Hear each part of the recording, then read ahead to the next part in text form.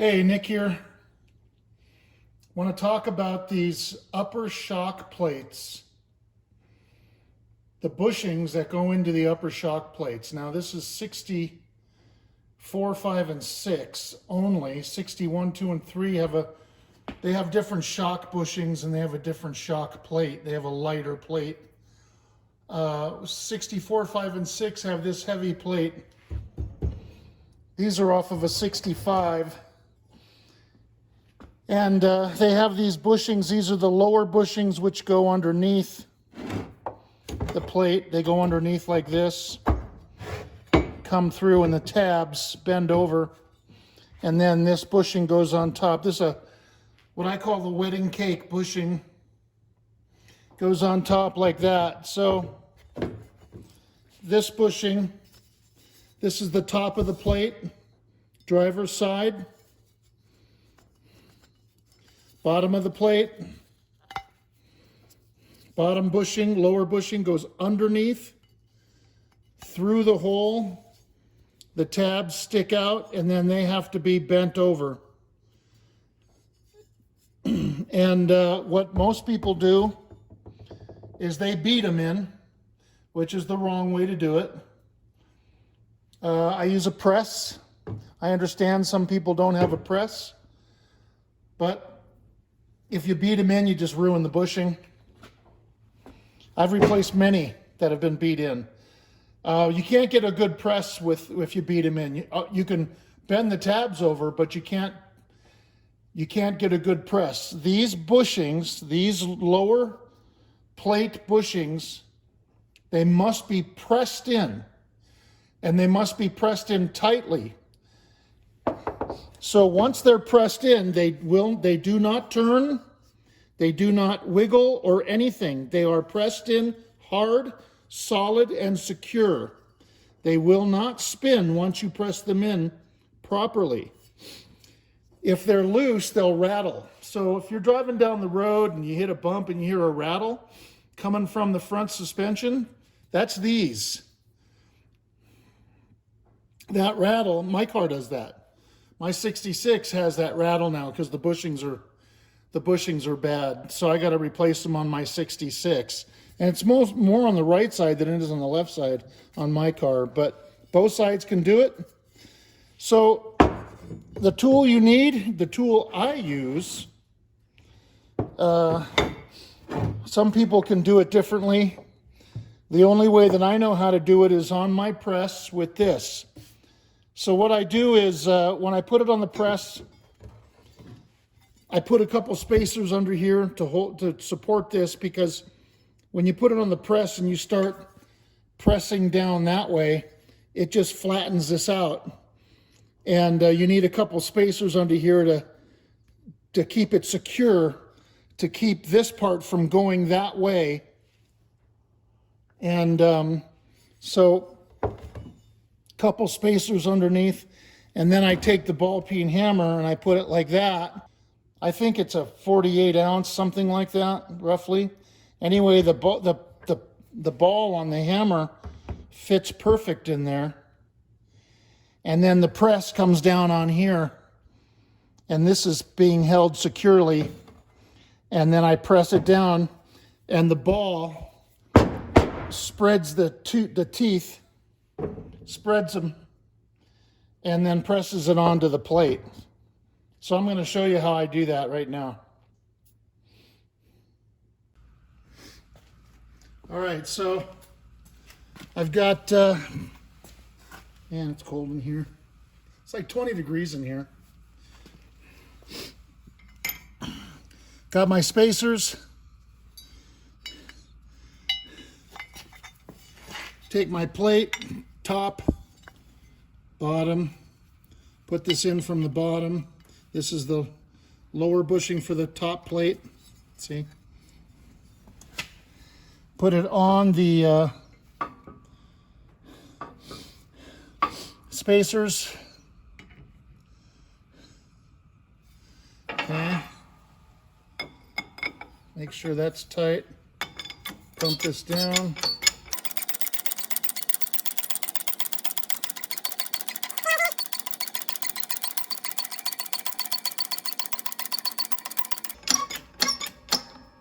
Okay.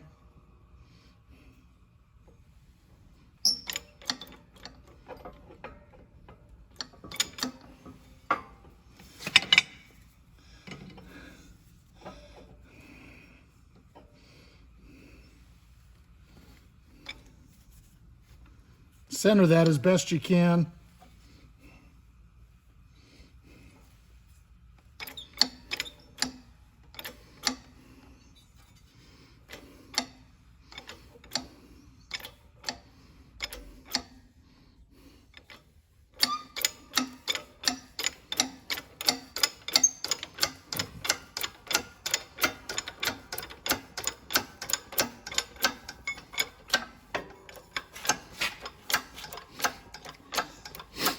Going pretty hard. I mean, not, you know, I'm going down on it pretty hard.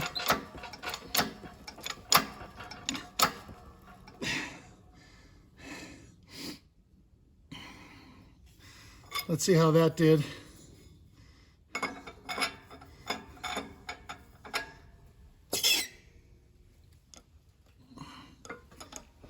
Okay.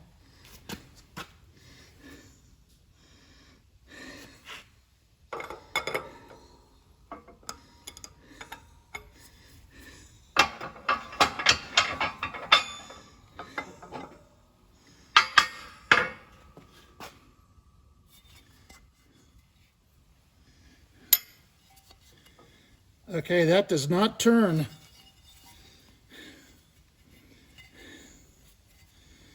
So I flattened it a little bit. It's cold in here, so it kind of deformed it a little bit, but once I heat that back up, that'll be okay. I probably went a little too far with it, but this is how it's supposed to be. It is not turning. It is pressed on there tight. All right, I'm going to take a heat gun to it, see if I ruined it. That's the first time. I've never done it in cold temperatures like that. That's the first time that I ever did it in the cold. And so I think that's why it deformed like that. I've never had that happen before. So let's see, you know, Colorado, it's 20 degrees out, so.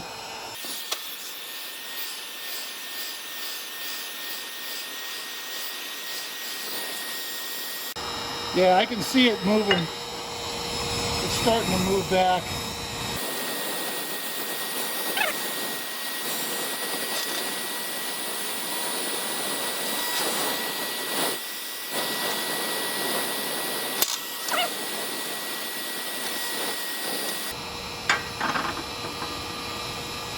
Yow.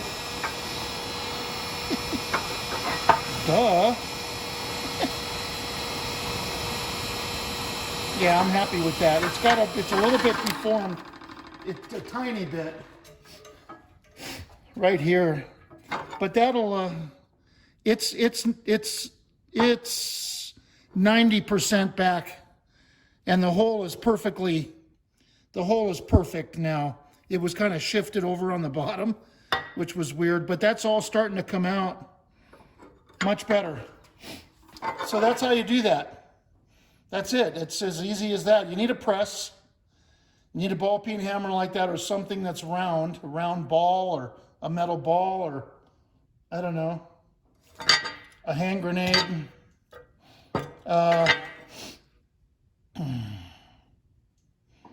You know, and then press it.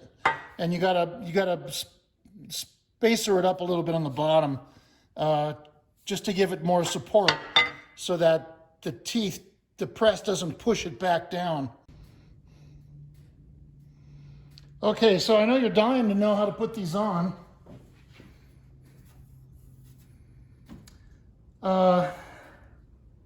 We got it all pressed on. Still warm from that heat gun. Okay, it's all pressed in. It 95% came back to shape. That was weird. I don't know why it did that. Anyway, we want to lube the hole where it goes on over this. This was pressed or welded when they made this shock, and it's jagged metal is sticking out. So we got to fix that. We can't slide the bushing over that. I didn't notice that. I should have looked at that earlier.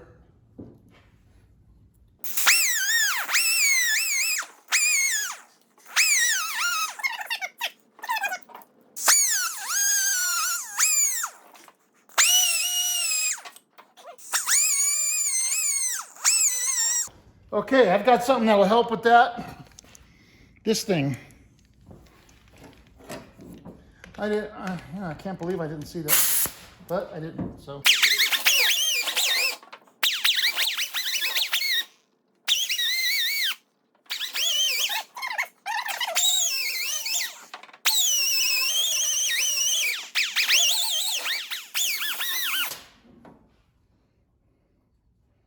Much better. Okay. Much better. That was really jagged.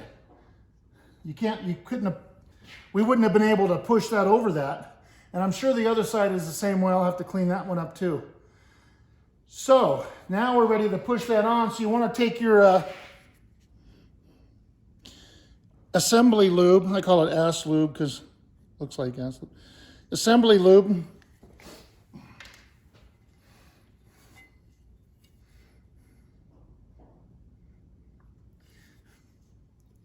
Get it in there. Okay. Little dab will do you, right?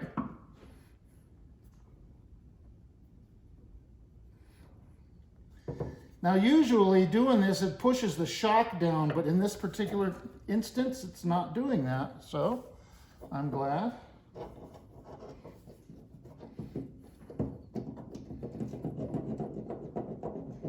Okay, I'm just kind of wiggling it down. I put some assembly lube on it. We want the wedding cake bushing, goes in upside down like that. Okay.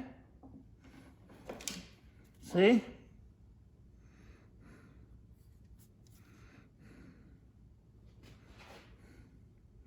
I wish I had a better place to put this light, but I don't.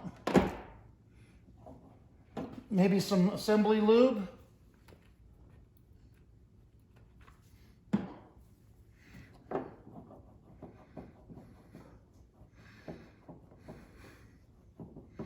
Now that's only going to go so far, and then you got to put, listen, 3/8 16s, these are 3/8 16s coarse, but this is not. This is 3/8 20 something, 24 fine.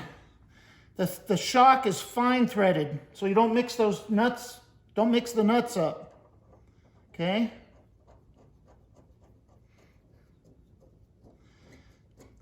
Whenever I put nuts on, or whenever I put bolts in, I always thread them in by hand almost as far as I can get them, at least 3 to 5 complete threads. That way I know that I'm not putting it in, I'm not stripping it.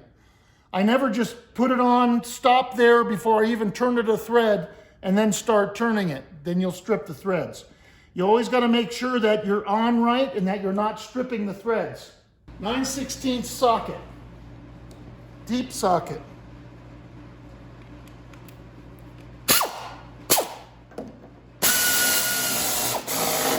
Okay, good. Now, this only goes on one way. And of course, there's only 3 ways possible, and I had to try it all 3 ways. So, I have the car on the hoist. I can't push the shock down, so I'm going to lift the car up a little bit, which will pull that down. See, like that. Can you guys still see? Yeah. Okay. Look at that. Okay. 3/8 washers, 3/8 16 nuts. Okay. I always use new hardware, always.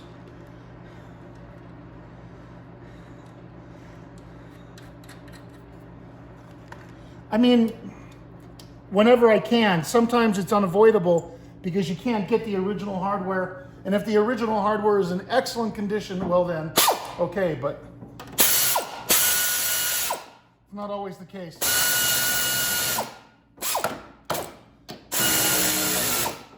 Okay. This one. Okay.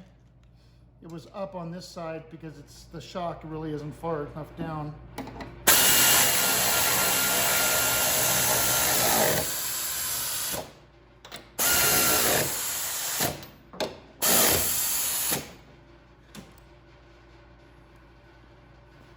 Okay. That's it. Okay, that's how you install those. Good luck. Don't forget to like and subscribe and comment. Thank you for watching.